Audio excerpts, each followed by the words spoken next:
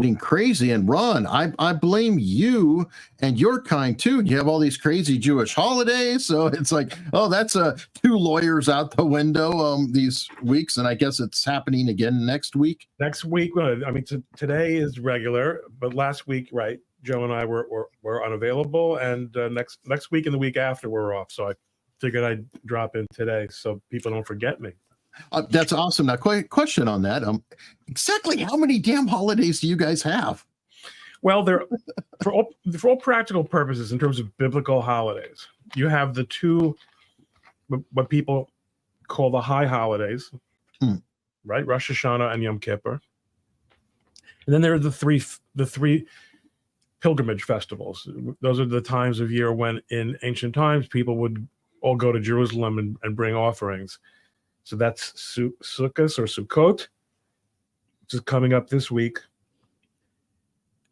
and it has a festival day at the beginning and a festival day at the end. And outside of Israel, it's always double. There are 2 days. There's Passover. Everyone's heard of Passover. And then there's a short one, which is just 1 day / 2 days, which is Shavuot, Feast of Tabernacles. Oh no, this is Tabernacles. Sukkot is Sukkot, Shavuot, which is the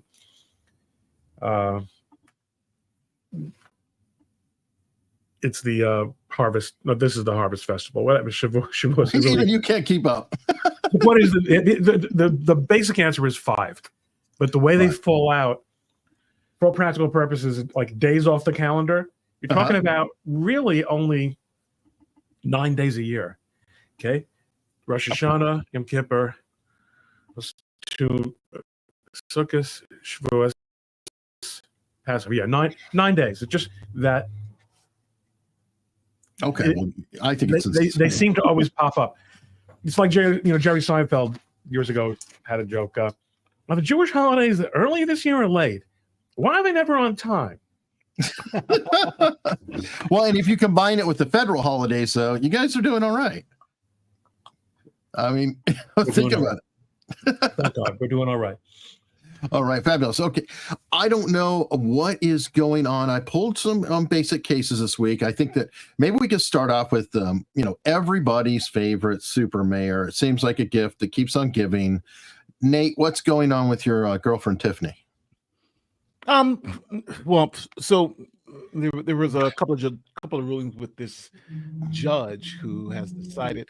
So she started appointing people to various positions because everyone got indicted and all this other stuff. So as the police chief got indicted, he lost his job. So she has to appoint another police chief. But in Dalton, their government is set up kind of like the federal government, where the chief executive appoints and the legislature gives advice and consent. So she appointed them, but the legislature didn't give advice and consent. So she said, well, I'm going to appoint them anyway and let them work. In this case, it's the board, not the legislature, though, right? The board is the legislature, but yes, the board. Okay. It's the city council, essentially, but they're called the board. So they didn't consent. So she had the person work anyway. And the judge threw it out and said, no, you can't just do that. You have to follow the local laws. So then the person kept coming to work anyway. So the judge then said, well, if your guy keeps coming to work pretending he's the police chief, we're going to hold you in contempt, and you, the mayor, in contempt. And we're going how would that work? I mean, both of you help me out, because technically, if he has not been approved, could he not be breaking the law for impersonating a police officer? Well, I'm not sure. What if he tried to enforce something? He's not, he's not legitimate, and he pulls you over and he tickets you or whatever. I mean, was he fired from the police force, or was he fired as the police chief? Never hired. He was never the police chief. So the police chief that was fired is gone. This was somebody else she wanted to appoint to be police chief. So that person, and she swore that person in herself. So she's like, I'm swearing you in. But legally, it's like having a Supreme Court justice be sworn in, and it doesn't go through Congress. So that's kind of what happened here. So the judge says, number one, that person is not the police chief, or and the other people, because they weren't approved. So they don't have any authority. So in Eric's case, if that is the case now, I would suggest maybe that person could be held accountable for, And he has to worry about whether he would be indemnified or whether there would be any level of immunity. Yeah, because he's not a police officer, essentially.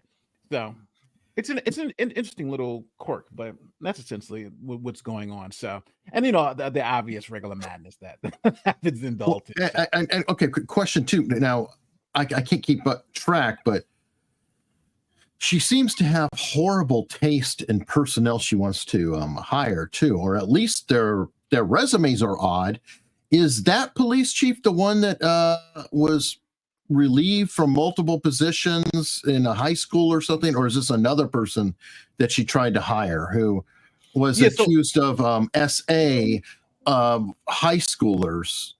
Yeah, so she tried to hire they call him the city manager, the person who runs the day-to-day operations, and that guy, that guy he was fired from his last job teaching at a school for trying to groom a 15-year-old girl with insidious intent. That's what they put on his resignation, not his resignation, his termination letter, and allegedly called the girl his girlfriend and threatened to beat up her boyfriend. It was like a lot of stuff, and he was like arrested multiple times. He's just an all-around bad guy. But the super mayor, did she also have an inspector? Yeah, the inspector who was a child blankist, and he had done 25 years for a child blank. So yeah, so she this is the company she keeps. This is who she hires. I mean, Nate, you can't make this up. You cannot make this. It's insane stuff. But the more interesting part about this whole thing is with the FBI, when someone is doing something so crazy, where is the FBI in all this? Right? Yeah, I've asked that before too, Nate, because for one, she's allegedly, I'm not going to go, too far down the path.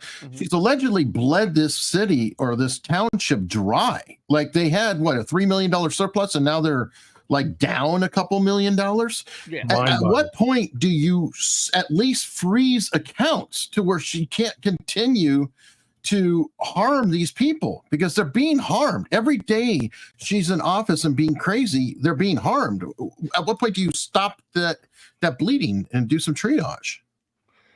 I think the problem is that she does have the legal authority to be in that position, and they tried to kick her out. But the problem is that even though they tried to kick her out, it didn't work because it was thrown out on a technicality. So you kind of just have to deal with it until you can legally remove her. That's either through an indictment from the FBI or something else. And right now, that's just not happening. See, but that just seems crazy to me, because again, it seems so obvious that the behavior is at a minimum against the will of her public, who did vote to recall her. And then quite potentially fraudulent. And to me, it's like, I don't think anybody has authority to have fraudulent to be a fraud. or am I wrong? No, you're 110% right. But the fact of the matter is, she is the elected mayor. She does have she legally can exercise those authorities, and she has she's done it. I'm just shocked that it's crazy that the FBI caught Eric Adams before they caught this woman who's openly doing crazy, doing this stuff. And another thing, I also find it fascinating that this town didn't realize how bad their laws were until you had this problem. Because how can you not kick someone out? Yeah, with an impeachment or something when they're obviously. But shouldn't that be a matter of state law? I mean, a city certainly can't go ahead and decide we're going to have a charter that makes it impossible. Makes it impossible to get rid of a city manager or an employee or a mayor who's stealing all the money. I mean, there are limits to how much local rule is allowed. Yeah. Mm-hmm, mm-hmm. So, but I mean, everyone, you've alluded to this in a few of your videos, Nate. There's the 800-pound gorilla here is the reluctance of the state of Illinois to do anything about this. You have to imagine that if Illinois wanted this problem to be solved, it has the tools. Yeah. And it doesn't even want to investigate. Oh, FBI is handling this. We're good. The governor said Attorney that. General? Yeah. The governor said that. This is the governor. The governor said, "Oh yeah, don't worry. It's somebody else's problem." And when it's somebody else's problem, that's when it becomes a real problem. You know what I mean? But that's a great question.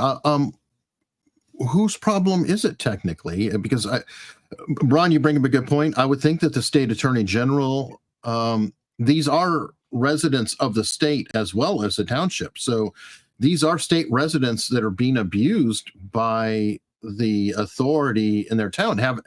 Haven't other governors come down or attorney generals come down against local officials in different townships or cities in the past? Yes, but in this particular case, as the governor said, we don't want to duplicate anyone's work. The FBI is looking into it. Or Life is looking into it. Why should we have the state police look into it? You know, that type of thing. So how about you just freeze everything? I mean, like I said, that's my biggest issue. Is I get it that it takes time, that they want to put a case together. They want to, tie up all loose ends, whatever, get people to flip, roll, all that. But again, people are suffering. And you and I, we've talked, Nate. I've said I feel like she's going to make it all the way through her term before she's even arrested. It's getting close, isn't it? Yes. It's a shame because it really shows you how dysfunctional government can be. You know what I mean?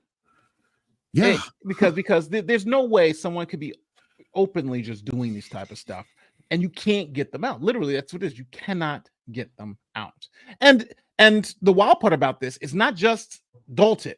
The town right next to them, their mayor is indicted by the feds. There's another town. It's like there's another town where the clerk has now been indicted. And it's crazy. It's like there's something in the water in Illinois because it's like everybody's those towns are crazy.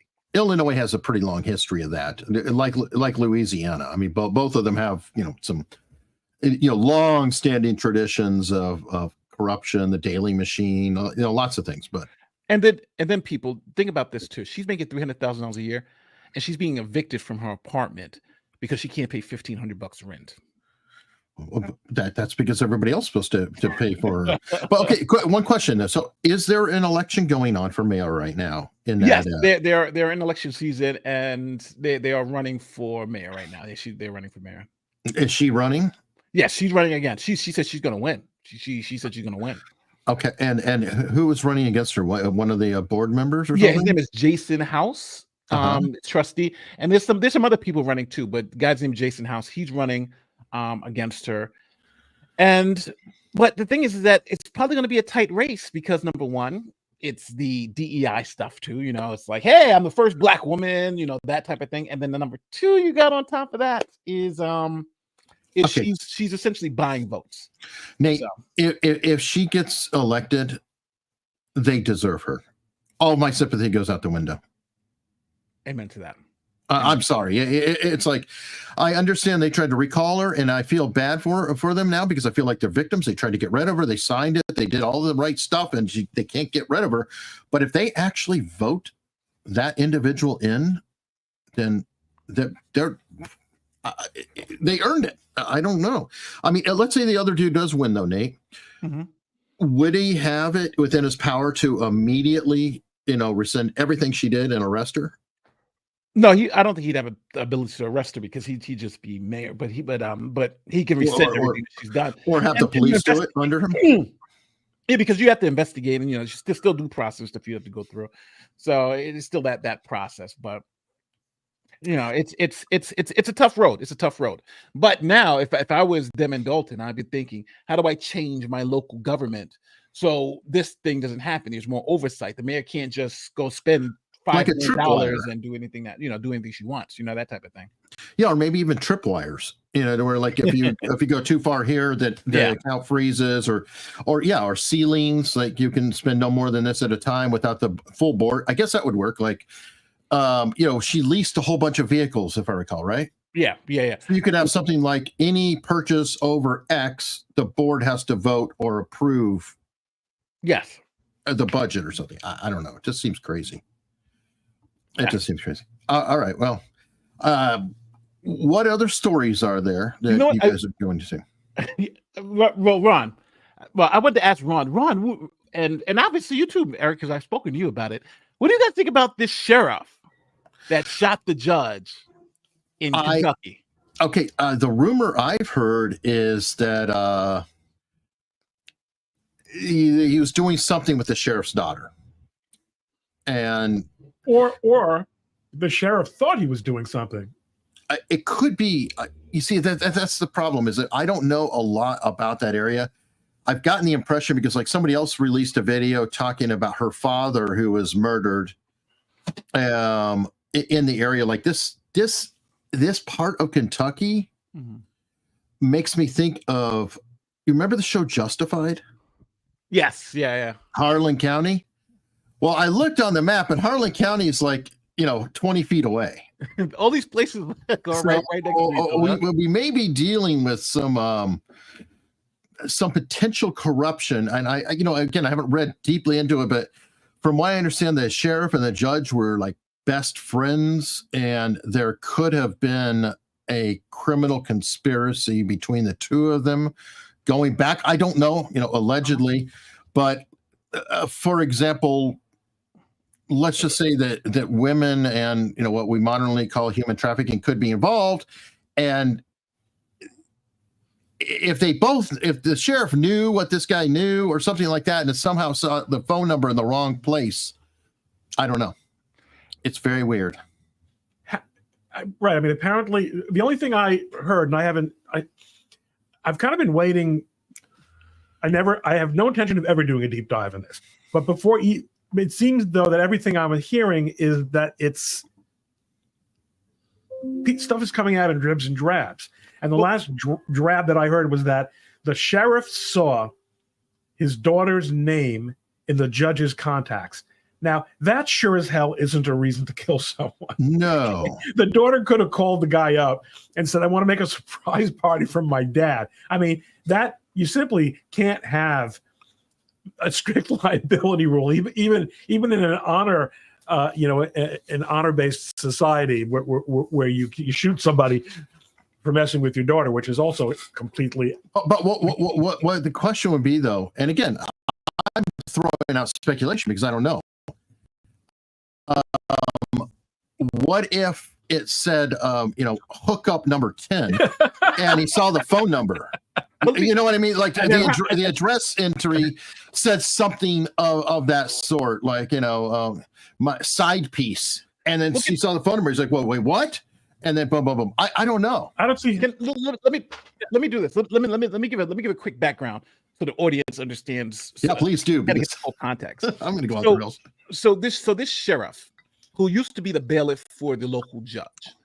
So this cop, he used to be the sheriff. He used to be the bailiff for the local judge for about 7 years. He eventually he runs for sheriff and gets elected sheriff. Him and the judge are good friends. The morning of the shooting, they go to lunch. Judge and they're in lunch, and then people at the lunch at the diner overhear the judge say, "Well, we'll take care of that when we get back to my office." They go back to the office, and then there's a video in the judge's chambers where you can see allegedly, and this was in the preliminary hearing. The judge, the sheriff, tries to call his daughter on his phone.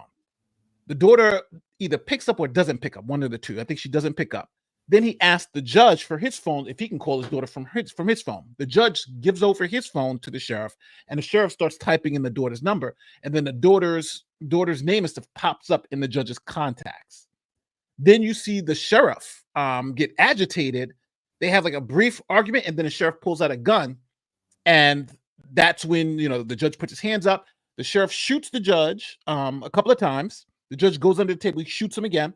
Then while the sheriff is walking out of the room, he stops at the door, turns around, and shoots the judge 3 more times.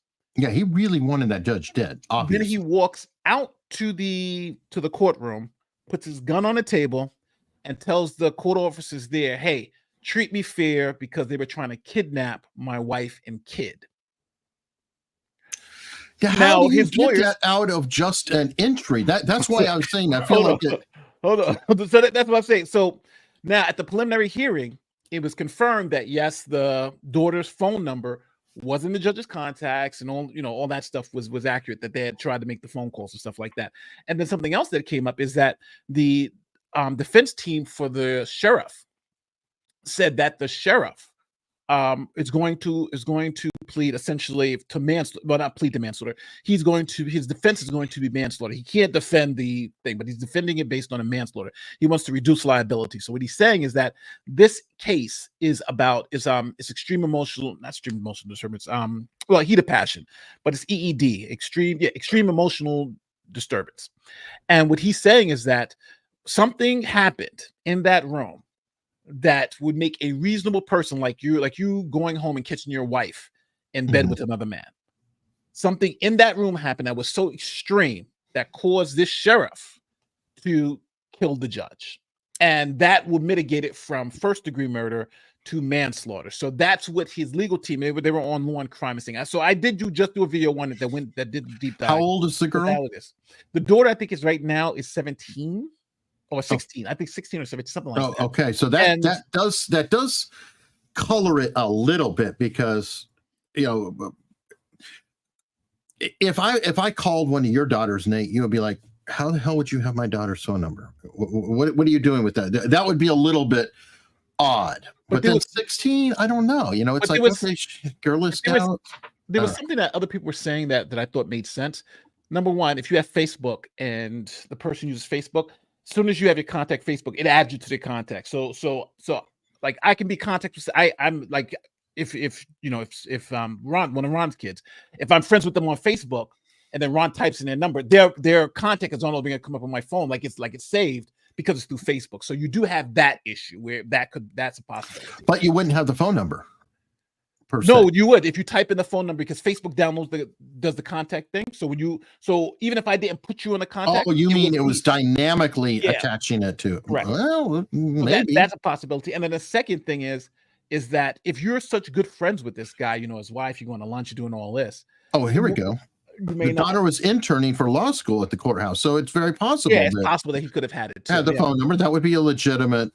If you have any problems or anything else, please call me. If you can't make it to the appointment, please call me. And I don't know about you. I have my phone set up that unless you're in my contact list, it doesn't ring to me. It just goes right to voicemail and goes away. So it would be quite logical for him to add her name and contact info so she could call him so he could respond in emergency or whatever that might happen. Ron, what do you think about their EED defense, their extreme emotional disturbance defense for this guy? What do I think about it? It's frankly, it's not a topic that I have any particular expertise in because I practice civil litigation, and everyone that I work with would be amenable to that defense, frankly. But I would say that, I mean, it sounds like this is like a down the middle law school exam kind of situation. I mean, this is a jury question. If there was ever a jury question, was he was he out of his mind? I mean, what you've described sounds like an extremely well deliberated and bloodless process. But it was in the heat of the moment. It doesn't sound like he walked in there and just shot him, but it was just like he reacted to something, right? Nate, you said that whatever he saw something and then they had an exchange. So it wasn't premeditated in the sense of like planning ahead. Well, it might not have been, or it might have been. I mean, unless here's a guy whose job is to walk around with a gun all the time. True. Presumably, therefore, he doesn't shoot people every time he's annoyed. I hope not. And In other words, what I think it would be reasonable to infer from these facts, in other words, to guess. I'm talking about this is a guess. To guess that he had a beef. And he went in and he asked a question or he made a statement that confirmed his intention to act extremely. I don't think that this is a situation where there was nothing going on. There was nothing between them. He innocently went in there, and then upon either seeing something on a phone or a brief exchange of words, decided to end his career, potentially end his life, certainly end his life as a free man, commit a murder on a surveillance camera, and then handed his weapon and surrender. I mean, that just doesn't come out of nowhere. No, I agree. But I will give you one more example. Remember I said, what if the number is identified as, side piece or something? Right. Another one would be, what if there was a nude picture of the girl assigned to the phone number? That my guess would be that could trigger somebody to that, potentially a father. I don't know. I mean, that strikes me though as more far out than the idea that he knew something was cooking. He went in there and said, "Am I nuts, or did I just see a picture yesterday or 5 minutes ago? I don't know."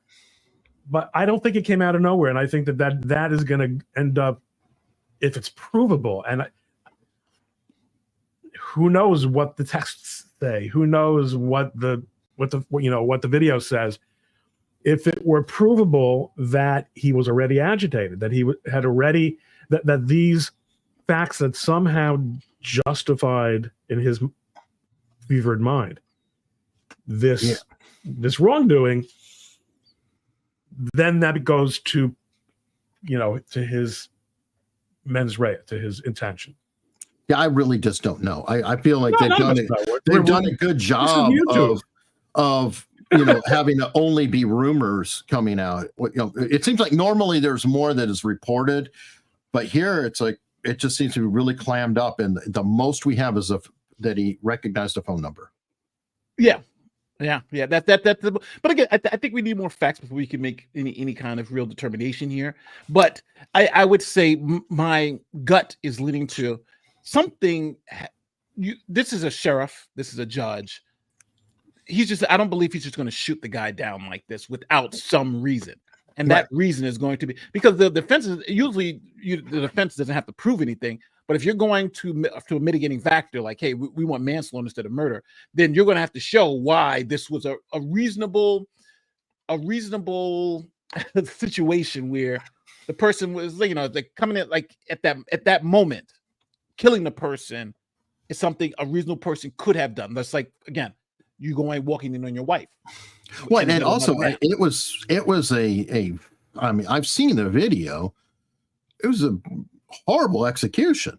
I mean, it was as cold as it comes, and it was, I mean, complete with coup de grace. Well, everything. It was like he wanted him. No question, no turning back. It was gunning him down. It was brutal. One thing I do want to mention because some people are like, it's not premeditated murder. It's not premeditated murder. Premeditation doesn't have to. You don't have to plan it the day before or an hour before. It can actually happen in the moment. And in this case, the prosecutors are going to say that moment is when he walked to the door and maybe turned around and shot the guy 3 more times. Right? Premeditation. You can at that point. I'm going to kill this person. Let me like premeditation. The time frame. I think a lot of people think it has to be like this well-crafted plan. No, it can happen in the moment. So right now, it's whether that judge is going to get the death penalty because you're talking about Kentucky, or if he's going to maybe get 20 years for. Well, the judge already got the death penalty technically. You mean the sheriff? I mean the sheriff. Yeah. Sorry, yeah, the judge has already been executed by the sheriff. So. But we'll see. But that's a hard question, Nate. I mean, so the premeditation would be on the coup de grace part, because technically you could say that, in a conflict, that person decides to kill them. That's premeditated because they decide, then they did. Yeah. Generally, the window.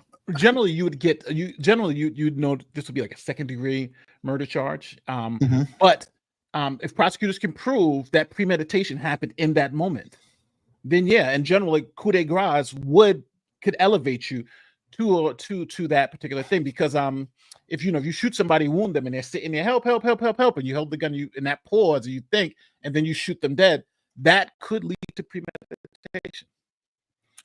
That's interesting. I am curious, it's like, what is the actual clock? Now it's like, okay, if you act within X amount of time, it's not premeditated versus it is premeditated. Yeah, but there is no clock. It's all about, like, I guess here's an example. I'm going to throw out a scenario that probably has happened before somewhere, sometime. A road rage incident. Okay. So somebody, gets in road rage, they have an altercation, right? And then a person walks away and says, you know what? Goes to the car, pulls out a gun and shoots the other. Would that fall under the premeditation as you're describing here? It could. It could technically, yes, it could fall into premeditation. Where if we're arguing, and I'm saying, I'm going to get my gun and go kill you, and then you go and get the gun and kill, they can say, yeah, that's premeditated. You because don't forget the premeditation. You have it's that thinking about it and saying, okay, I'm going to do this and this. That's kind of where you get to that premeditation. So you could have it again. It could happen in an instant. It could happen in that moment, but it's harder to prove when the time frame is so short. Second degree murder is easier to prove, but it's a lot tougher to prove in that moment. And I think here they're going for that because obviously it's a judge, so that is going to get you the first degree. But they're trying to prove it in that moment that there was this circumspection, there was this understanding that, hey, this is what I want to do. This is the plan I have, and I'm going to execute that plan. And in your example, the execution of the plan is, let me go get the gun and kill this person, and then going to execute that plan. Okay, so let me change my scenario up one time, because I really do want to try to get the nuance of it. The guy has the gun on him, doesn't have it out, doesn't go to get it, but they have the altercation, and then the person says, you know what? Pulls it out and shoots. Is that falling? Because the first one, it's like, okay, technically they separated and he walked over to get it, then he turned around, it seemed like it was over. But then I'm changing slightly to see, now would that fall under premeditation? See, but and even in that particular case, it all depends on what the government can prove. If the government can prove you thought about it, then the plan is, I'm going to kill this person. Then you get your premeditation. But sometimes you can't, because you could say, hey, I was acting in the moment. There was no thought to it. I just, boom, boom, boom, boom, boom, boom, boom. So that's kind of where you get that distinction from, if you know what I mean. The distinction is the plan, or the execution of the plan can happen in the instant, but you have to prove the person thought about the plan before executing the plan, if that makes sense. Yeah, definitely. I'm just curious about these things. It's fascinating because there are two interesting legal, one in the civil one. I think I want to definitely throw to Ron real quick, and then another one in the criminal arena, which I definitely want to get Ron and Eric's opinion about. So the one in the civil arena is, so yesterday, remember the Hurricane Milton went through Florida? Yeah, and this YouTuber is driving his $200,000 McLaren. Jack Doherty. Yeah, he's in the middle. He's literally like, I'm in the hurricane. Matter of fact, I'll play the video for you. But he's in the hurricane, and this is what happened. It's a wild story, but it's fascinating because they're asking that the state arrest him for reckless driving and even I forgot what there was like another charge. I think they probably can. Don't they have anti-texting laws, driving distracted laws? I mean, he literally videoed himself doing all this. I would think there's cause for arrest. Yeah, here it is right here. I'm gonna play it. Yeah, I saw that. Yeah, but so this is during the recent hurricane. On the goddamn steering wheel for it not to work ever. Isn't that crazy? And the airbag I don't even think works. I'm cooked if I die. Dangerous when you're watching your phone. I gotta read chat. It's all a joke. Hurricane, I'm prioritizing my chat. You know I love you.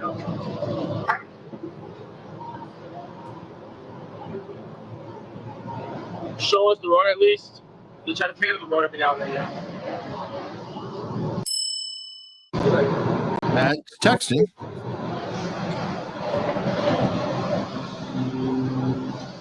Say choke, bro. Yeah, he's going to speed up. Oh! Oh! No! No! No!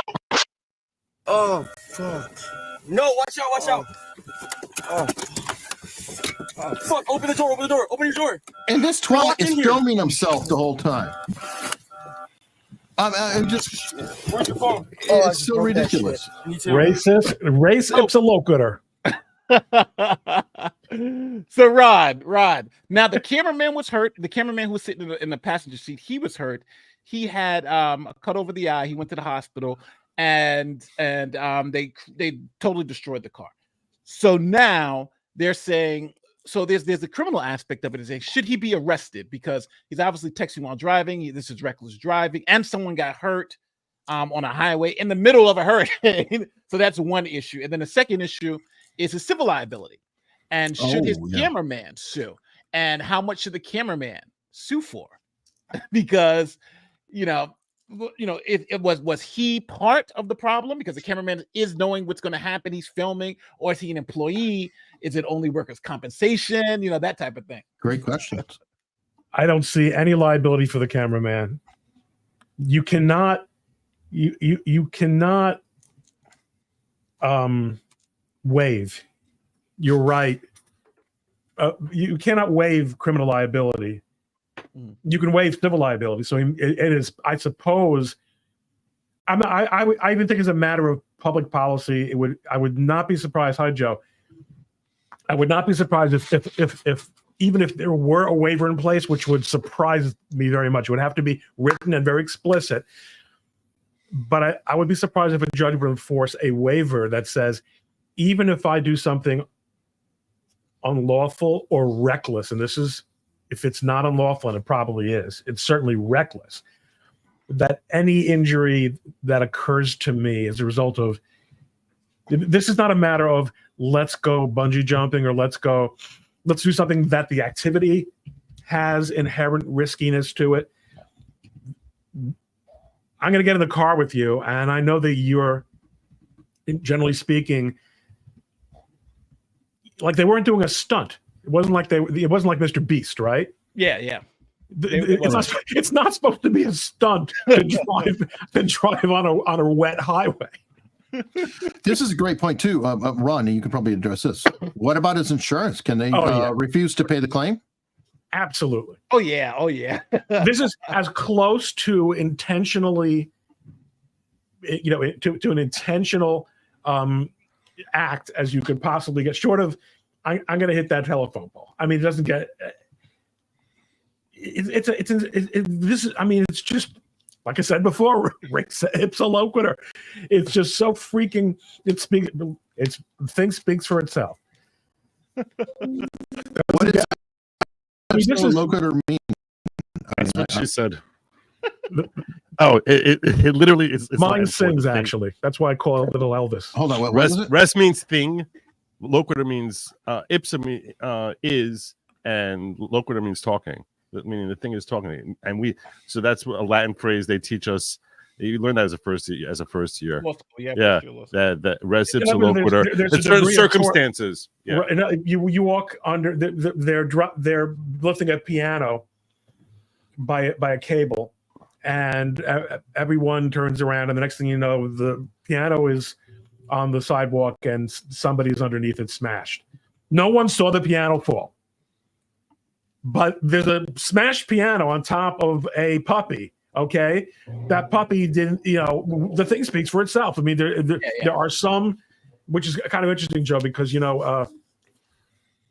one of the discussions that we often have in the realm of Talmudic liability law is that there is almost never liability, strictly speaking, under the strict sort of legal, and there are kind of equitable approaches to this, but eyewitness evidence is the only kind of evidence. There is no, what's the word again? Direct evidence and circumstantial. There's no circumstantial evidence, which is 80-90% of the evidence that we rely on. Circumstantial. Yeah. In American law is 89. Under the common law, and Well, So- the circumstantial evidence is isn't that misperceived by a lot of people as being bad evidence? Because like DNA is circumstantial evidence. Yeah, circumstantial evidence is something that Fingerprints. the public Yeah. public tends to be very dismissive of when they hear something as circumstantial evidence. And to be fair, a lot of things in a very broad array of what's considered of what we call circumstantial evidence, and some of it is far more indicative than others. So, you know, fingerprints and DNA are technically circumstantial evidence. The circumstance, what do we mean when we say circumstantial evidence? Is that we don't have eyewitness Direct testimony. evidence. Yeah, we don't have video. There's no way for us to actually go back and see what happened here, or have someone tell us what they saw, what happened here. And Stan points out in the chat that, I mean, he says eyewitness is lousy. In fact, we have science has really, the behavioral science, psychology, people misremember stuff badly. And people, no question, people have fried for it. No question. And their mind, and also it's very easy for their minds to genuinely shift. Meaning, like if a seed is planted, you know, that they saw that the person was wearing a brown shirt, and the person could have been wearing a green shirt, and they'll just be like, if the seed is planted, if it's especially an unexpected event, like all of a sudden out of the blue something happens really fast and then is in and out, and like, you know, a calamity happens during like, you know, a 3-second span, someone, you know, comes running by and like, you know, the bus hits someone, right? And it's like, oh, that people literally will misremember the color of the bus because you're not expecting it, and you're focusing on the impact and result rather than the cause. But having said that, I mean, I take responsibility for having hydroplaned this discussion into the side of the road. But in fact, it doesn't get much clearer, short of actually saying I intend to smash the car. There's a point at which the law says your recklessness is deemed to be essentially, is deemed by the law to be the same as acting purposelessly. Yeah. You know, you run outside with a sword to start swinging it around. I didn't intend to chop anyone's head off. Question, but back to the evidence, because I'm just curious. Wouldn't the video be actually circumstantial evidence, but acting like direct evidence? Like technically, anyone watching the video is a witness, sort of. But Eric, you're right. Technically, I mean, I think I'm sure law review articles have been written about this, because let's not even come onto the world of deepfakes and manipulation of video evidence. Mm-hmm.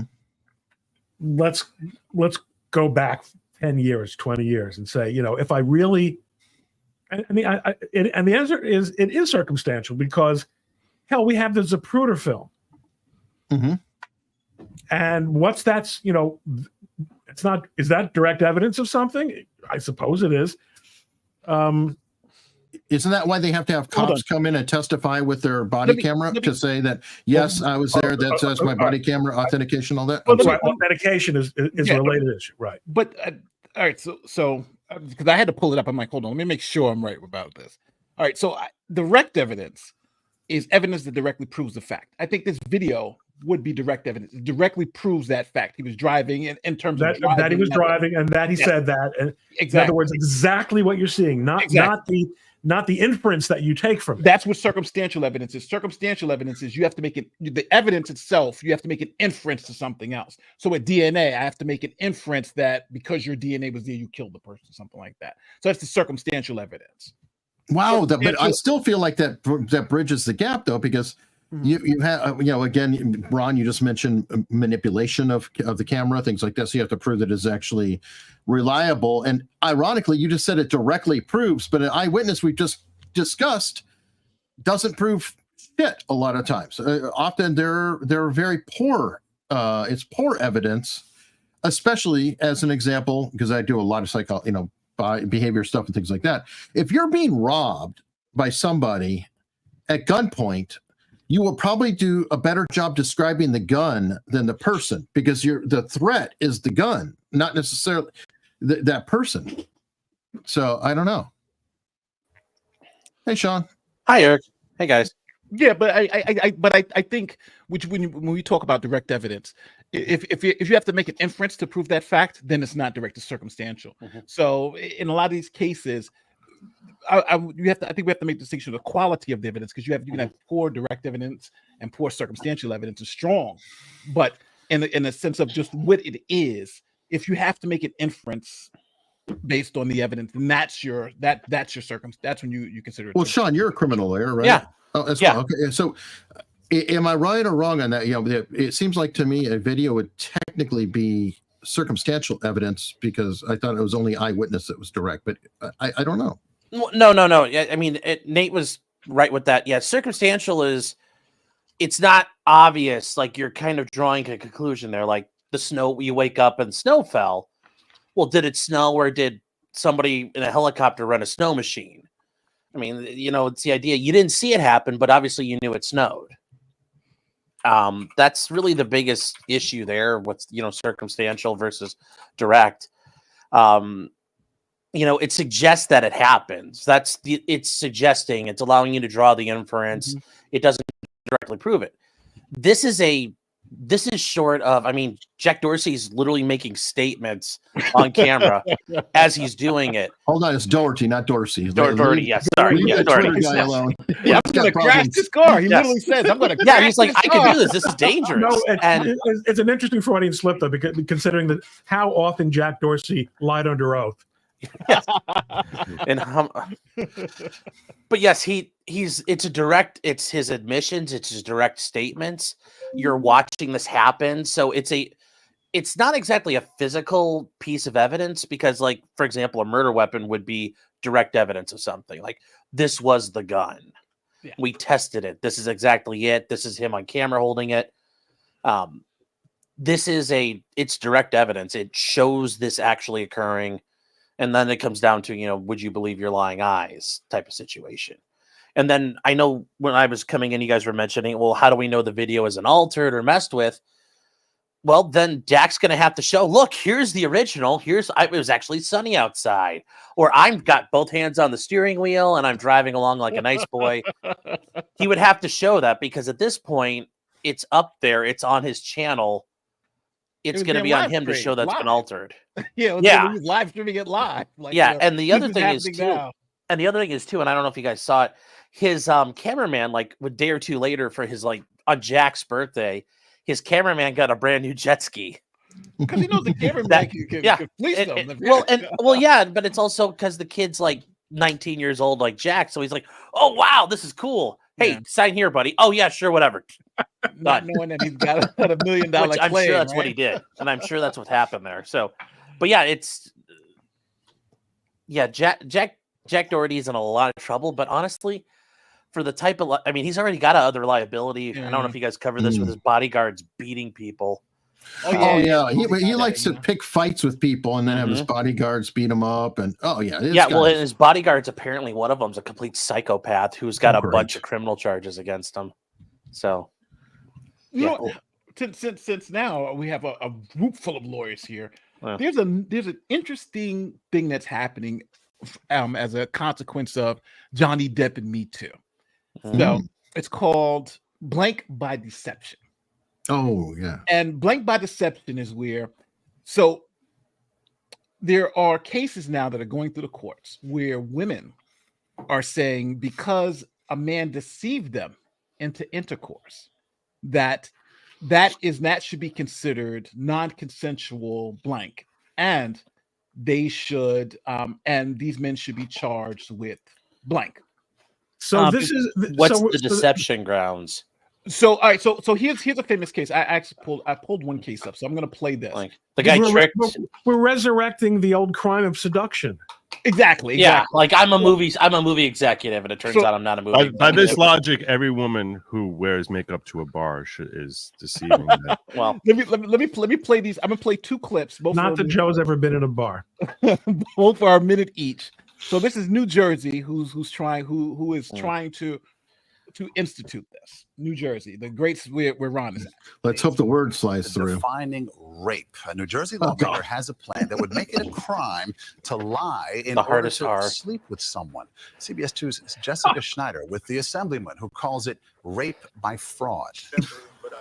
New Jersey Assemblyman Troy Singleton has heard the stories from around the state. Women and even men lured into relationships with people who aren't who they say they are. You probably would not consent to someone who purported to be a million different things other than they are. That's why Singleton has just introduced a bill that would make lying to get someone to have sex equal to rape. We think that it is important for folks to be protected. But under the bill, it would have to be more than just a little white lie to land you in jail. The lies would have to be continuous and rise to a high level of deceit. So I love you. I love you. I love you. Oh, well, there is that. I mean, that's what I'm thinking right now, and it's just lying. So that's the first clip. But now let me get to the second clip, because the second clip, now they're basing it off of this case from California, and it's a famous case. It's Borough v. Superior Court. I don't know if you guys have ever heard about this case. It's a famous law school case. I call it a chestnut case because in that case, the California court said rape by deception is not something that is legitimate. So I'm going to play this for you. It's a Quimby. To obtain sex under false pretenses. Do imposter schemes constitute rape?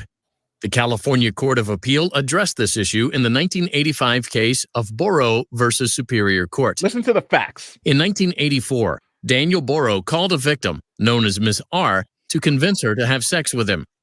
Borough posed as a doctor telephoning with Miss R's blood test results. Borough indicated that Miss R had contracted a potentially fatal disease from using public toilets.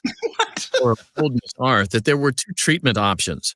First, if you can just pause it, I think it's surgery requiring a 6-week. Go ahead.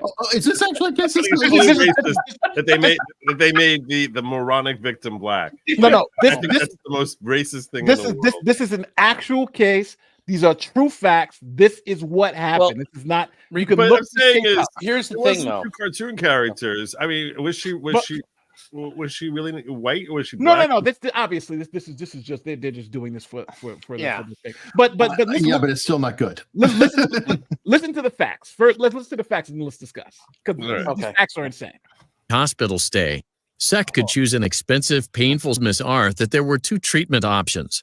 First, she could choose an expensive, painful surgery requiring a 6-week hospital stay. Second, for less money, she could have sex with an anonymous man who'd been injected with a serum that would cure the disease. Miss R agreed to the second option. Miss R made arrangements with Borough to meet with the anonymous man in a hotel room. Unbeknownst to Miss R, Borough was the anonymous man. Borough and Miss R had intercourse. Miss R felt obligated to have sex because she believed her life depended on it. California charged Borough with multiple offenses in the San Mateo County Superior Court. Borough filed a motion to dismiss the second count of the rape of a person who is unconscious of the nature of the act. The court rejected the motion. Borough filed a writ of prohibition with the California Court of Appeal to prevent prosecution of that count.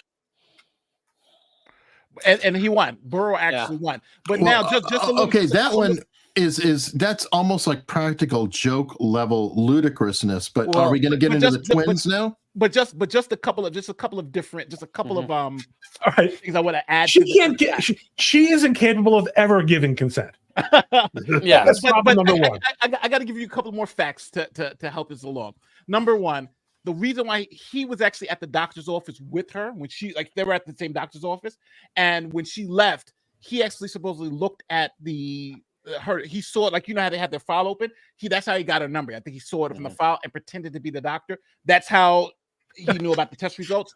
And the second thing is that he actually mentioned stuff like HIPAA. Like he was like, well, I can't tell you who the person that you're going to have sex with because HIPAA violations, right? I can't tell you he had the surgery or whatever. So it all has to be anonymous. You can't, he can't know who you are. You can't know who he is. It just has to all be this, and you can tell nobody. Also, so that's how this hit. Also, remember this is 1985, so we didn't understand AIDS yet and HIV. Yeah, it's people are 85. It was pretty much in the headlines, dude. I was. Well, I mean, it was in the headlines, but did people? I mean, I mean, that was still. Hey, it ruined that was when my everyone was teenage life, about buddy. Yeah, and 85 ruined my teenage life. 85 people thought that you could get it. Yes. Yeah. So the idea she got it from a toilet seat, like that part actually makes a lot of sense. Like people, like there were a million different theories on how you. Well, okay, so hold on. But let's think about. Let's take that and play it out a little. Yes. Her thinking that she could get it from a toilet seat, yeah, a lot of people are paranoid. Yes. But the idea that intercourse, that which everybody did know at the time, seemed to be tied to it, would be the solution. But your doctor's calling you and saying, "We have the cure," right? Yes, I mean that part. That's the worst part about it. But it's like Full Metal Jacket when Sergeant Hartman walks up to Gomer Pyle and says, "If it wasn't for idiots like you, there'd be no thievery in this world." And yeah, if this woman wasn't that stupid, this guy would never. So now, but now the legal issue is should, because again the states can make this illegal. So it's, and California actually changed the law and said that if you could convince a person, it was a woman, but now it's a person, that if they believe they're having intercourse with their spouse, then that would be, you can use that. But if it's somebody else, so there's been a whole bunch of cases about that where someone pretended to be someone's spouse and had sex, and then they'll say that's the factor. But the difference is it's fraud and inducement. And I actually wrote it down. Fraud and inducement is when a person is consenting to the act itself, but is misled by it. So you're inducing them by misleading them. And in this case, you know, I'm a doctor, I'm a lawyer, something like that, or I'm not married, right? Your marital status versus fraud in fact, where let's say, for instance, removing the condom during sex would be a fraud in fact, because the person's consenting to sexual activity, but not in the sexual activity. What about if you have an STD and you say, "No, I'm great"? That wouldn't be blank. That would be something else. It wouldn't be considered blank. What would it be then? But there is something. I think there's a couple of, there's like people have been prosecuted in New York for that particular thing. I'm knowingly having blah blah blah and giving it to someone else. So that would be a different crime. But this crime, this particular crime is about the consent to the act. So that's the difference here. So now you have states like New Jersey and some other states wanting to make it a crime to deceive someone, you know, marital status, for instance, or societal status, right? I'm a lawyer who's making millions of dollars. Okay, well, if that happens to be false, you could be charged with blank. And what's the scope of it being false? Like, how much do you have to lie by? Like, if I make $1 million, but I only make 500,000, am I deceiving that person? You know, like, is that the crime? I think it's got to be material, and I think it's got to be reasonable too. Right? Well, no, I know, but I'm just saying in New Jersey, it sounds like, well, if you lie about your job or you lie about, you know, like, oh, my Ferrari's in the shop tonight. Right, exactly, right. Hey, maybe I can get you a Rolex like this. Just one. Yeah, I mean, it seems like a crazy ass law, because then, okay, so what if you lease a Ferrari? Yeah, well, that's what people do in Miami. A lot of people do. I mean, a lot of YouTubers and, you know, people with the whole clout are leasing vehicles and pretending, and, you know, hey, leasing the clout, man. Yeah, I mean, I'm gonna guess that Doherty didn't rent the car, but that would have been even worse, right? Yeah, he owns that car. Yeah, that would have been even worse. Well, but owning the car is the full move there. At least that stuff. Who's the puppy, Sean? It's Clyde. Clyde, hey Clyde. I think if this law is to go into effect, it would be a horrible disaster, because essentially everybody who's at everybody was saying, everybody who's at a bar, and if you hook up with somebody, you would essentially be, you know, you're the most beautiful woman here tonight. Nate, if you lie via subpoena, could I be in trouble? Yeah. So I know these are crazy cases, but this is essentially what's going on in the world. Well, you mentioned that the law, and what I think is so funny is, remember how they rewrote the law, or they made that weird exception in New York to say that, hey, everybody come forward with an SA claim within this period of time. Yes. And it was targeted to get Trump by any standards. But one of the guys who supported it, council member or somebody, well, guess what? They came forward against him. That's the irony too, Nate, because how many people like this dumbass, this guy in Jersey wants that law, would it not be so perfect with the times that, in 2 years he would get nailed by said law himself? I could see it. That guy does not look like Rico Suave to me. He's not a ladies' man. Yeah, I could definitely see it. I could definitely see it. And the Trump one is hilarious because the guy who actually he was arguing for the law. He was out there. Yes, we need to pass. We need to pass. We need to get him. And then right after that, he gets hit with the same law. And now it's in court saying it's unconstitutional. It's not right. It's not right to do this to people. It's hilarious. But Okay, so what about this twins case? Because isn't that going forward, or did that get tossed? What? Yeah. All right. So this also goes into the twins case. So there were twins in Connecticut. And one of the twins, which is wild too. So one twin had sex with his twin brother's girlfriend, who happens to be exceptionally hot, by the way. And so he calls his. So the twins live together. One of his brother goes to work or something, and so the other brother calls his twin brother's girlfriend over to the house. She comes over and he's like, "Hey, I'm Johnny." Say I'm Johnny, but obviously he's pretending to be his brother, wearing his brother's clothes and all that stuff.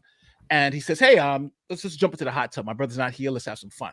She comes over, they jump into the hot tub, and things go where they go. And he's like, "Yeah, let's go and do it." So they go and have sex. It goes great. And he gets up to go to the bathroom. She notices he doesn't have a tattoo on his rear end, because that's how the twins. One twin has a tattoo on his butt. So she asked him, she said, "What happened to your tattoo?" And he's like, I got it removed or whatever. So eventually he's like, "All right, so take me home." They jump in a car, in the brother's car, and he's trying to drive her home, but he doesn't know where she lives because he's never been there before. Always a bad sign. Yeah. So while they're in the car, the girl says, she's like, "Oh, so you're not Johnny, you're Jay." And he's like, "How'd you know?" And he was like, "Because you don't know where I'm at. You don't have the tattoo, blah, blah, blah, blah." She was like, "Why'd you do this?" Right. So the cops, he's a police officer. He's a police officer. So they charge him. So they charge him with blank, and they charge him with impersonation to get a benefit. But the blank was a benefit, all right. But the blank charge was dismissed because she consented to the blank. Somebody in my locals just brought up the point, saying sounds anti-trans to me. What about that? Didn't we just have somebody who executed a trans person because they were fooled by said person? You're muted, Ron. Murdered. The term is murdered. Only the state can perform executions. You can do an execution style murder, but an execution is done under the authority. That's a good point. What's the difference between a murder and assassination, by the way? Not all assassinations are murder, but not all murders are assassinations. Okay, I'm just curious. I mean, because I understand if like a president is assassinated, but so a person who is targeted for being killed because of who he is or the position that he has, that's assassination. But merely killing somebody I don't think all assassinations are murder. You don't think what? I don't think all assassinations are murder. Oh, that's true, because a state-sponsored assassination is technically an act of war, right? No. I mean, that's a good point, Joe. If the leader of Hamas is taken out, I see where Joe's coming from, but yeah, in other words, I can assassinate. If I can assassinate Hitler, I haven't committed murder. No, I think it's still murder under the law of where I've killed Hitler. You might pardon me. You might give me an award. You might give me the Nobel Prize. But under the law, I hate to say the state of Nazi Germany, it's still a murder. I mean, that's like saying by that argument every Yahtzee who was killed in Germany, that was murder. I'm saying any private in the army who was killed. No. We're talking about because in Germany, you're not allowed to kill them. Combat, an entirely different category. Yeah, combat. talking Yeah, about combat. that'd be an Well, assassin. okay, hold on. This is actually interesting to me. Trump took out that Iranian general. Let's use that as an example. Yeah. That was an assassination, right? I don't think Is it murder? Or is that or if doubt that Iran, if Iran had the power to arrest Bibi Netanyahu, that they would charge him with murder? Of course they would. Yeah. I mean, yeah. But we get into some nuance here, don't we? I mean, because as a country, we took out the Shah of Iran in '53. We've taken. But that's why assassination. The brothers assassinations. But even during war, targeted assassinations are there are questions about assassination. Okay, so if a terrorist is visiting America, okay, and he gets killed here on our soils, and then that's an assassination. It's not a murder, even by your yardstick. That would be if he's here and that would be. You're saying he's over there and he's taken out. Well, Joe, how did he get killed? Was he mugged on the subway? No, I'm saying if he's assassinated. In other words, that that someone basically he sneaks. You don't think that he could be tried for murder because he's an assassin? Well, what about Bin Laden? Was he assassinated? He was captured in an attempt to arrest him. Overseas, by the way. There was no arresting. There was no arresting. No. I actually think that they didn't. I could be mistaken. This is actually a fun conversation. I don't think George Bush. I don't think the president of the United States, strictly speaking, had a right to take out Bin Laden. He's got immunity. Those were military men gunning down a man of color in his home. But I would have no problem whatsoever with being the guy to give the order to do that. It's actually a little more of a complex topic, though, isn't it? I mean, seriously. Well, because you can get even more grandeur. Like, for instance, if the president has sovereign immunity worldwide, the president of the United States. So technically, he can't commit murder. He can't. Well, that's not true because what are crimes? What are crimes against humanity? While he's president. He's president. Only if it involves his duties as president. So that's what I'm saying. So killing Bin Laden would be part of his duties as president. Exactly. So only he can really decide what that is. Ron, I think you're desperately trying to. You're desperately trying to butter this cow. About anything I'm doing here. And I'm sorry. I respectfully disagree because I like you can anytime someone kills someone in self-defense, he might be charged. That doesn't mean it's illegal. It doesn't mean it's murder. So just because he could be charged with murder on an assassination, if it ends up being legal under the law. Okay. Murder, unlawful killing of a person, right? Right. Right. Show me the law that says if it's an assassination, it's not murder. Where's this? Show me the law. I'm just saying that I'm giving you an example right here. Okay, give me an example right here. If the president says, basically assesses that this individual is a terrorist, has genuine evidence that it's a terrorist, right, and that this person is a threat to Americans, etc., or whatever, and this guy is in the country here, and he decides that he's going to have this person assassinated, he would have a lawful defense. It would never, at no point in time, would any of his actions be considered illegal, and therefore it would be killing. That's an assassination, and that's not murder. I don't think you're right.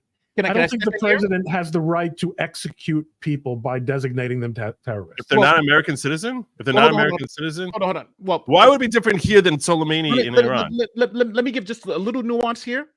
In Joe's what Joe just said, it would only not be murder or be charged with murder if it's the president doing the killing himself. If the president had somebody else kill the person, that person would be easily able to charge with murder. We're trying to have a theoretical conversation here as to whether such a thing as assassination but this is a great conversation. We're going to the granular level because the president's the only one that has the immunity. So what about Idi Amin or some of these dictators or Saddam Hussein? But I want to be very clear. If the president ordered someone else to do it, even if some person in the military, that order would be illegal. And if that person did it, that person could be charged with murder. But the president himself, if the president killed that person, And I'll tell you a president who almost did it, almost threatened to kill his vice president that way. Was it Andrew Jackson? Andrew Jackson. And he actually killed somebody. So but wasn't that a duel? It was a duel, but that's different. I think isn't a duel different than an assassination because it's an agreement? What I'm talking about is just I would think the principle of sovereign immunity only extends to one person. That's okay. How about Saddam Hussein? Was he not president of Iraq? He was hanged by Iraqis. Nate, I was going to argue though. I don't think so. I think you can argue that immunity extends because think about like Korematsu. Nobody went to jail for making concentration camps. Mm-hmm. Nobody went to jail for. Korematsu wasn't found to be illegal. Well, but like jailing people like that. But like all the things that have happened. Yeah, I know, but they said the president had immunity to do it, so everybody else down the chain is good. No.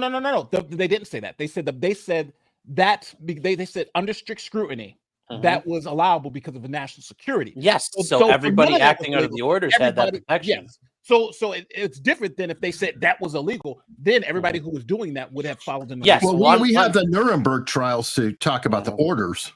I mean, right? I mean, how many? Because didn't they all say, "Hey, I was following orders"? Ultimately, and then he said, "Yeah, hey, I'm following orders and putting the noose around your neck." They got killed. They were tried for. Those guys were different. Yeah, I'm just saying I agree. By the way, Coach, circling back around, how did we get into this? Going into the deception of. It all spawned because I said executed, but murdered, whatever. The individual was having thought he was having intercourse with a female, but it turns out that the person was trans. The person killed the trans individual and is pleading what, Nate? Because I think you covered this. Yeah. So the person that's on the street, this person, trans person, walks up to them and says, "Hey, I'll give you a blank, for $15 or whatever." They said, "Sure, let's do it." They start doing it, and the guy's like, "Hey, those hands." They're finish, so big. and then he looks at the person and says, "This is the dude." Pulls out a gun and shoots the guy in the head. Right. Cops then find the person, and the person on a jailhouse phone call tells his father, "Hey, I had to do it because I didn't know it was a guy." So when they went to court, and the first thing the guy said, it was extreme emotional disturbance because he thought he was having sex with a woman. It happened to be blank, and that he acted out of the heat of passion. Huh? Yeah, he thought it was a man, and he acted out of the heat of passion. But then his lawyer said, "Well, we don't think the jury would buy this, so we're going to go with a self-defense argument because the person who he shot the trans person happened to be wanted for robbery." So they went with this robbery scheme, like the person was trying to rob them, even though, he had his penis in his mouth and all that stuff. And yada, yada, yada.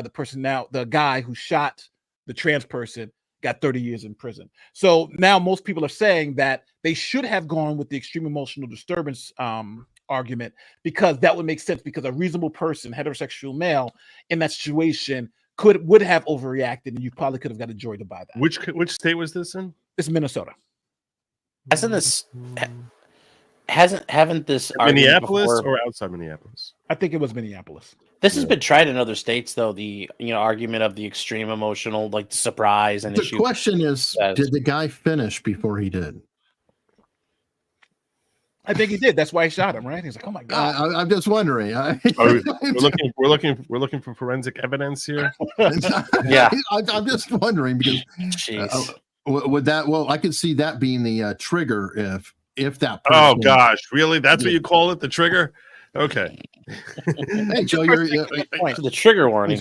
This person makes a good point about universal. There's no universal laws or universal jurisdiction. So if you're talking about murder, it is different. It's different from state to state too. What constitutes murder and everything. Generally, there's but yeah, this person is definitely right. But imagine if there was a instead of killing him, right? So he was suing, saying that that this was fraud, in fact, right? Imagine this guy who shot the trans woman ended up suing her or suing the trans women or suing their estate. No, I'm saying if they weren't dead, right? Mhm. And they basically sued them for this under the New Jersey's new law. So then we would have an actual legal definition: is a trans woman a woman? That would basically become a thing. Like, is this actually? We would, right? I mean, theoretically we could actually get a determination: is a trans woman a woman? Because no, it would be entirely dependent on his perception and his emotional. I saw that he had Braunschweiger, so I therefore decided you're saying that he's a man, and I got outraged. I thought he was double X. It doesn't matter what you define as a woman. I thought he was double X. Here's the story. So because I don't want people in the chat to be confused. This is a quick minute video. Here. Time at the Aliveness Project. Trans-centered spaces make me feel recognized. Is where transgender women can go to feel safe. That we're rebuilding a sisterhood. When there is so much uncertainty when they step outside. Rebuilding a sisterhood. Tea time, and Talk she about was the just sisterhood of the traveling pants. Full of light. Savannah Ryan Williams would go to this support group. I'm here because Bible admitted to shooting. Eyebrows. Court documents say 25-year-old Damarian Kaylin Bible admitted to shooting Williams in the head. He told police she approached him for a sexual encounter, but he began to feel, quote, suspicious after the act and shot and killed her. Bible confessed after police found surveillance video of him at the scene near the Lake Street light rail station. So that's what this is. So that's essentially what happened. See, and they're going to say he was killed by a Bible. You're cold, bro. But is this? But now, if you're the attorney, I think I would have gone for the extreme emotional disturbance, even though it hasn't worked. I would have gone for that. I would have gone for the self-defense. It just seems makes more sense. Well, would you go for that just simply in the sense that maybe you get one person on the jury to nullify it, or maybe somebody on there would be enough to hang a jury? Well, I'm not even looking to hang the jury. I'm looking to get manslaughter. Because don't forget, the EED claim doesn't absolve you of the crime. It just we're talking about 20 years versus life in prison. You know what I'm saying? Yeah, so but you might get a juror who will do it though. That's the positive. Yeah. And is that a tactic, Sean and Nate? That sometimes you throw something out there, and you're just kind of hoping that somebody on the jury might relate. Yes, that is. Yeah, but you just need one. That is a consideration at times. Yeah, I just got to convince one person who's going to say, "Yeah, I would lose my mind too if that happened to me." You could prey on people. You could prey on their emotions. They tell the jury not to, but juries do what they want to do, and they're people, and people act how they act. And yeah, it's certainly a first time hearing. Yeah. Well, I think there are legitimate cases for jury nullification in the sense that I think there's a famous example of the child blankist who accused he was being escorted by marshals. Yes, Gary Plauché. Off the plane, and said the father was in a phone booth and capped the guy in front of everybody on camera. I mean, there was no question about it, and the jury said, "Yeah, not guilty." Well, no, they actually convicted him, but they said they didn't want him to go to prison for it, and they put him on probation. Oh, okay. I did not know that. Because that was a situation where the jury is like, we really don't want to convict, but they did, and they said, "Judge, we can't send him to prison," and the judge is like, "Oh, well," and that was an issue of, I think, people probably not doing a good job about knowing they can nullify, but they could have nullified if they wanted to. But yeah, because I know it. Well, from what I remember in the DA's office, you couldn't bring up jury nullification at all. It was ethics violation. It was horrible. You mean a defense lawyer? Yeah, defense lawyer. You could not bring. There's no reason to prosecute it. Yeah, you can't bring it up, but you can do everything but bring it up. Yeah, and that's just where if you had a guy out front saying, "Hey, jury, Google jury nullification." The prosecutor can say, "Send a message. Send a message." That's true. Okay? Good point. Send a message. Did he do it or did he not do it? So obviously, listen, I'm completely now talking out of my own. well, didn't that stem out of the South that there was a problem where people are murdering, black folks, if you will, whatever. And then the juries will say, yeah, not guilty, too bad. And so they got rid of being able to argue nullification, even though it would seem like hopefully we move beyond that to where jury nullification should be argued or it should be viable. The funny part about it, jury nullification is one of those things that's totally legal, but it's illegal for you to tell them to do. Yeah. Right? Which is just nuts in its face. Yeah. Yeah. Well, I would think that's part of justice is to say, do you think it's actually justified for them to do this? In other words, would you do it too? Isn't that why you have your peers? Just jury nullification is about the law, not about the act that's going on. So in other words, I'm saying, I don't know, the jury says, we don't agree this law is correct. So we're going to say not guilty because we don't agree with the law. And that's what it's supposed to prevent. And it's rejecting the law. Yeah, jury nullification goes back. I mean, there's a famous case of this. It's called Bushmill's case. It was in like 1651. A jury refused to convict a guy, and the judge jailed the jury for almost a whole week until one of the courts above it said, "No, if that's their verdict, that's their verdict." Yeah, I was going to say the judge should have no right to do that. Well, it's in England, so I mean, he was doing whatever. It was a common law issue, 1651. Okay. So it's happened for a really, really long time. The government's never been okay with people. The government forfeits its monopoly on violence and monopoly on power if it allows people to nullify. So they're never going to be okay with it because they want people to follow the laws that are enacted. Yeah. So it's never really been allowed. It's just courts recognize juries will do what they do. It's just as the government has expanded its scope and power, people have realized that's a way to fight back. So that's why nowadays, if I try to bring them jury nullification, I'm going to get grieved and other things. But that's why you do as much as you can. But that you police the police. You police the police. Yes. What one last thing I do want to ask you guys about, because I've been dying to get somebody else's opinion. I've been getting dragged about this case for a long time. It's I'll play the first. I'm gonna play. I got shot for that, Nate. Check this out. I went there. Oh my God. When I first heard about the case, I assumed it would be open and shut, right? A senior citizen sitting in his own home, minding his own business, is broken into. Oh, this guy in Minnesota. Intruders come into his home, and this is not for the first time. He's been burglarized many times before. They come into his home to burglarize again, possibly even kill him, and he shoots them before they can shoot him, right? Open and shut. This is called the castle law in Minnesota, but it's essentially the same across the country. You're in your home, you're broken into, you can shoot the intruder to protect yourself. It didn't play out exactly that way in the case of Byron Smith. Everybody, no, it did not. Those of you just joining us, the verdict is in. That verdict is guilty. The homeowner has been found guilty for gunning down two intruders that come into his home. You need to hear the recording. Yeah, so there's a lot to this. I remember this. I remember this case. Yeah. Look, it's an interesting thing. Yeah. This guy set up. Oh, go ahead. Play this. Here it is. Yeah. So Smith fired, hitting. We can't play it on YouTube, dude. Just talk about it. We can't play it here. Come on. So what he did was he had been broken into. This is it's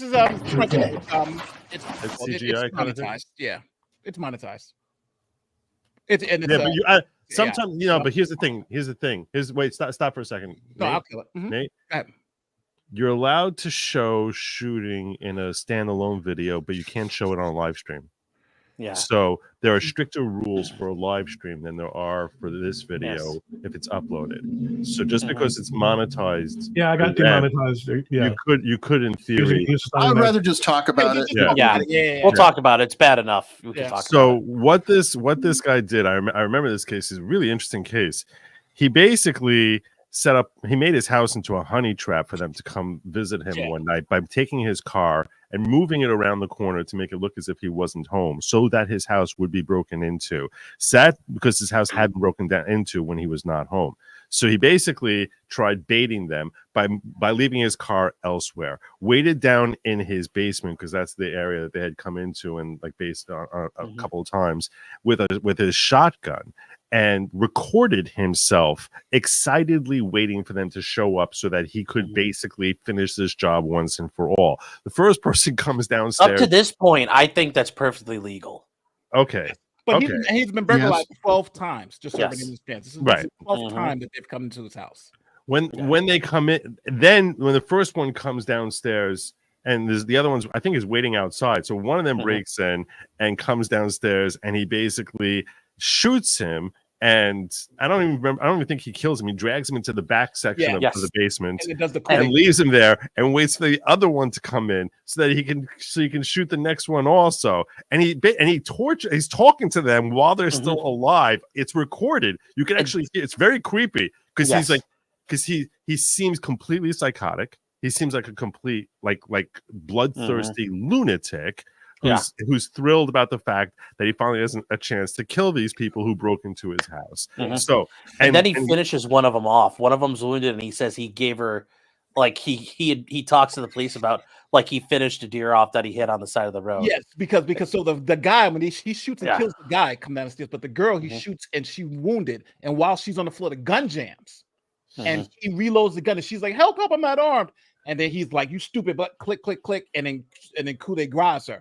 And that's where they said it was too much because it was like Joe was saying. Well, yeah, that's getting insane. Okay, so let's go to a lighter, more recent example. That's not as dark, but it just happened this past week. What do you think about the weaponized Trump signs in the yards? Did you hear about that? Where people have signs in their yard and holding the sign up is a board with nails in it. And so people were driving their car, running over the signs. I would think that you have a right to put a board with nails up in your yard to hold up the sign if you want. If they're driving off the street into your yard to destroy the property, don't they deserve that to happen? What are the rules? Booby traps are a problem. Litigious people? Yeah. Booby traps are a problem. Yeah. And that's the thing. Like, people are destroying your signs. Okay. And that's like if I took a bunch of steel poles and sharpened them up and made like cheval de frise, so your car comes in, you're gonna smack into it. You're not allowed to booby trap. You're not allowed to dig anti-tank ditches like that. If you know what's happening. Now, if you happen to have dug a really big ditch, or you're digging a hole for a tree that was coming the next day, and somebody's driving through your yard and hits it, okay, well that's their fault. Or if you happen to use a piece of plywood that had a couple of nails in it, and you're like, look. My first time I put a sign up, this is the only way I could do it real quick. That would probably be a valid argument. But for this guy, he's going to have to say, somebody kept driving through my yard, knocking over the Trump sign, so I'll show them. And that's where that becomes the issue of the booby trap. But I think there's a fine line there, though, right? Because I could totally see why are they destroying the property? Why are they doing that? They literally are outing themselves, and the booby trap. Eric, it's a completely legit. When you're making a completely rational argument, the policy decision has been made. Yes, and yes. The decision has been made by our betters, and it's. In the vast majority of jurisdictions, just as they have made decisions about self-defense. Yeah. That you can't, the problem with booby traps is that the unanticipated consequence, not the problem, but one, even if you like the idea and think you bring it on yourself, there are all kinds of anticipated possibilities. There are kids. What if somebody sneezes in their car, runs off the road? All kinds of things happen. And there are, famous, horror stories of people who thought that and on the other, And there's also the issue of increasing the harm. Yeah. Like I make a barricade in my yard and you're just running over my Trump sign and, I buried part of a K-rail in the yard and basically I put the transmission in your lap and kill you. Is that really the proper response to my signs getting run over? And that's where society, because it does turn into proportional harm, but also protecting innocent people. That's why we can't use spring guns in homes. That was that Because famous case. because there's a case. A firefighter tried to get into a house is on fire, and the guy had a gun wired up to the door, and the fireman kicked in the door, and boom, it shot him. Well, but the case I'm talking about, the California case. Remember, the guy had the shotgun booby trapped up, and his house was getting broken into, and they broke in and they killed the bad guys and everything. But he was still charged with murder because they said it was an overreaction to someone breaking into your home. You know, you don't get to decide to kill them. Well, that one's a little different, but just the idea of innocent people can get involved. Like Ron said, somebody might sneeze, go off the road.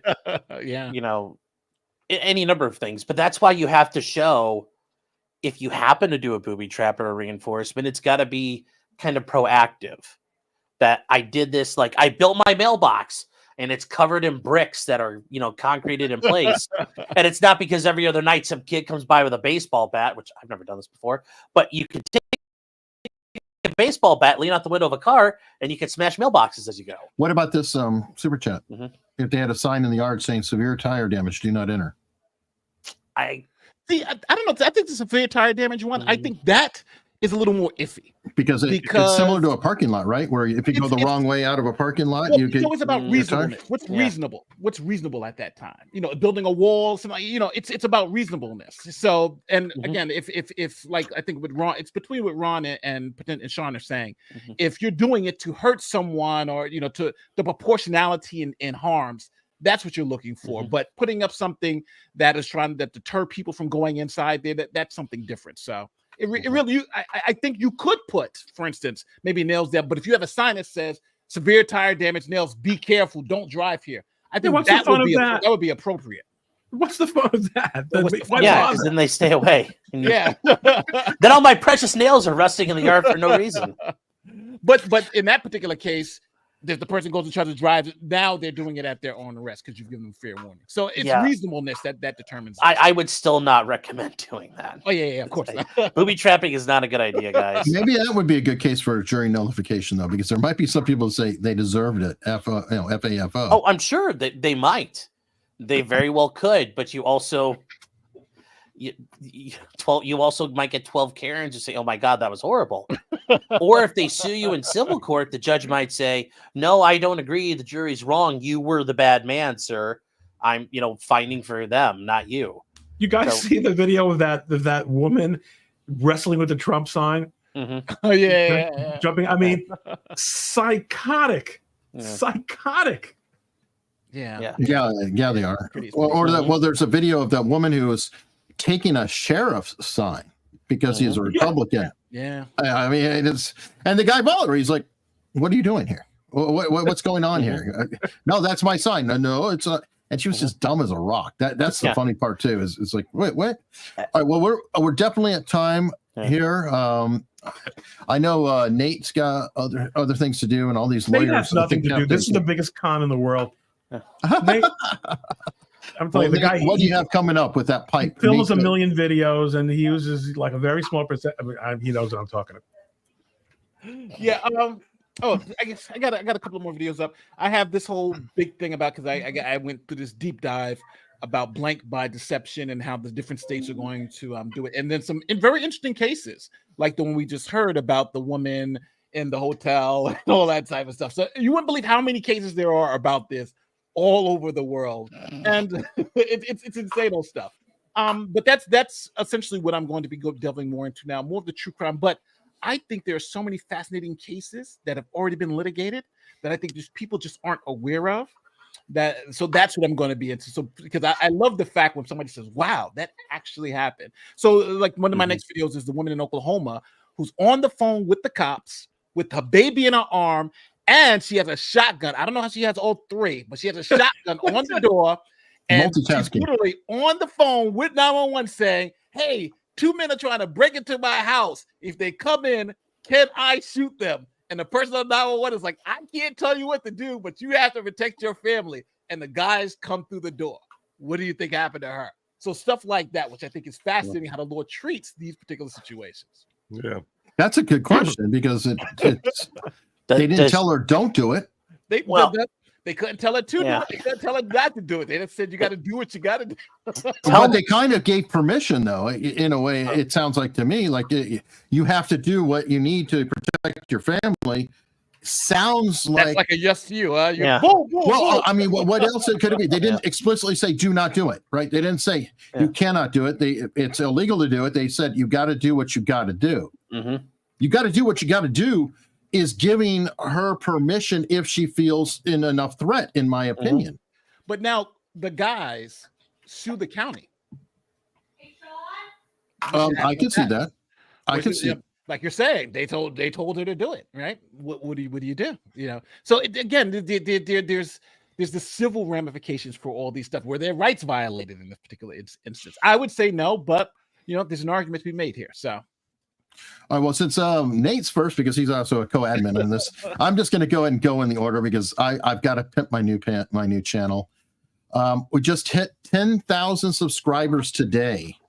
Nice. 7 weeks in for proven conspiracies. That's amazing. I'm so thrilled about it. There's a lot of cool things coming up. I just did a video about weather manipulation that came out this week.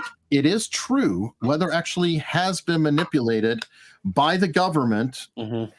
It's a factual thing. I actually shared your video, that video of weather manipulation last night. That was great. That was great.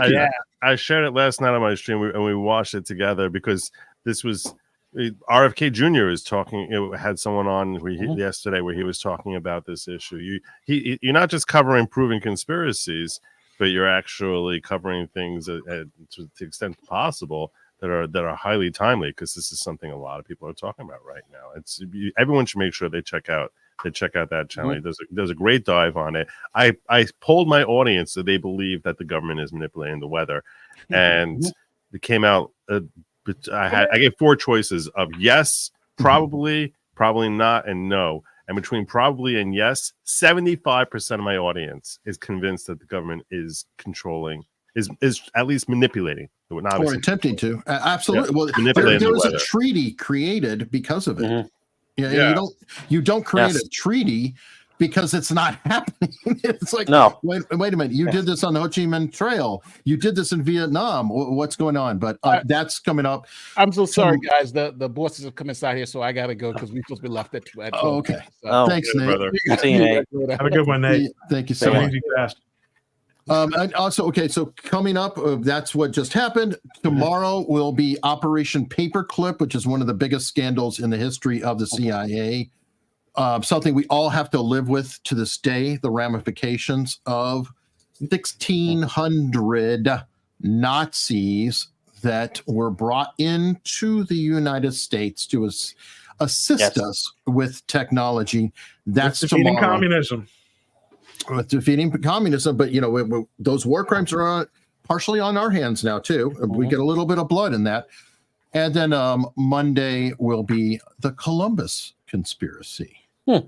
Time for the holiday. So I hope you guys consider checking it out. Are you going to cover Operation Mockingbird? Already did. You did? Okay, I didn't say. Actually, twice. I covered Operation Mockingbird and then something that I've dubbed Social Media Mockingbird. Wow. You're staying busy, man. Yeah, I was going to say, because it never went away. They just changed, they shortcutted the process. They just threw all their glowies on TV. Or they just recruited the companies to do it themselves, like the Jack Dorseys of the world. You don't need to infiltrate with the CIA. They just literally scheduled meetings. Yeah. But nobody has standing. Oh, well. That's yeah, for sure. So I appreciate it, and of course, this channel will be nice. If you guys like this legal kind of stuff that we're doing, I try to do it. It used to be every Friday. Now it's most Fridays because lawyers have been busy. And then there's these Jewish holidays, and it's just like, I'm having a tough time. But how did the Jews get anything done? We're so remarkably lacking in productivity. Thanks for throwing Hunch's comment up there. Thanks for the super chat. Definitely. In my opinion, that would not be a problem. That's a way to do it, and yeah, my cinder block delivery came, and I just didn't mow the yard. From Antifa Cinder Blocks Incorporated. Yes. All right. Thank you very much. John, you missed an opportunity to Hide your mouth. Okay, fair enough. All right, but anyway, Ron, what do you have coming up? Holidays. I mostly have holidays. I've got I this week I released a solo edition of the Culmination podcast where I answered questions from listeners, which I think people will find to be an interesting break from my interrupting guests. And other than that, the week after that, we will have a, I do try to, I've pulled back from a weekly Culmination podcasts so that because I believe that there's more content for me to pull out that I don't get to do when it's just a week at a time.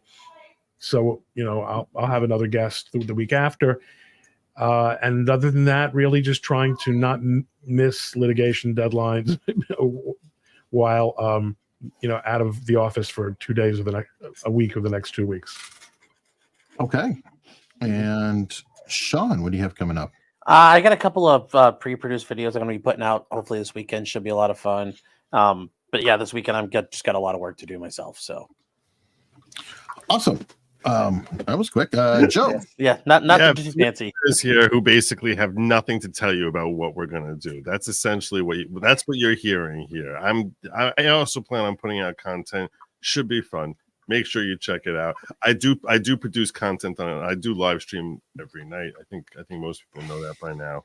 But like Ron, so like the next couple of weeks, either of us are going to be here the next couple of Fridays because it ends up being a Jewish holiday. I already gave Eric a heads up that I'll be back. Hopefully, I'll hopefully be able to be back the first week in November, right before the election. So I think November 1st is what it is. Yeah. So yeah, so that's but I'm really very strongly into covering the election developments that are happening and all the breaking stories. We're all waiting eagerly for what the October surprise is going to be. It's almost and perhaps it's going to be with respect to North Carolina and different states affected by the hurricane and their ability and what's going to happen with their elections and how those are going to be operating. But you certainly know that this coming month, these coming few weeks, there's definitely going to be some wonky stuff that's happening. So check it out. Oh, and somebody in chat was asking. Yes, I was set to have a trial this morning, guys. My client didn't show, so that was really quick. So I don't have to worry about it. But it's not legal advice, but you would probably advise clients to show up for their own trial. Oh, right? Yes, show up for your court dates, guys. Don't blow it off like it's the dentist. And I do want to say, those of you who are in affected areas, that you should please make sure that you take all responsible steps to stay safe. You don't never play around with weather disasters. It seems like you always think like, especially if it's not an area that's commonly hit, you sort of underestimate the potential hazards of this sort of thing, and then all of a sudden, God forbid, it's terrible. So prayers for those of you who are in affected areas or have loved ones in the affected areas, and urge everyone to stay safe. All right, that's a great point to leave on. Everybody, thank you so much. Please subscribe below, and we'll see you soon. So long, guys. Bye, everybody.